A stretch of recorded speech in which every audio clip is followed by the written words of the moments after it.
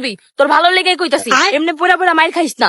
আমরা নারী, আমরা সবই পারি, তুই নিজের পায়ে দাঁড়াবি। এখন বর্তমান যুগ হইতাছে নারীর স্বাধীনতার যুগ, তুই নিজে কামাই করে নিজে খাবি।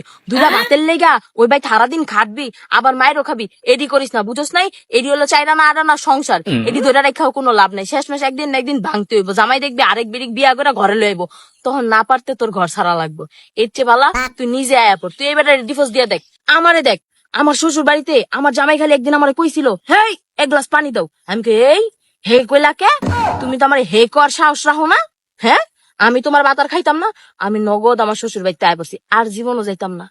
তুইও ডিভোর্স দিয়া দে, আর জীবনে এবার সংসার করিস না, দেখবি অনেক ভালো থাকবি। হ্যালো উকিল আঙ্কেল, আমার ডিভোর্স পেপারটা এক্ষুনি রেডি করেন। একদম ভালো কাম করছিস বান্ধবী।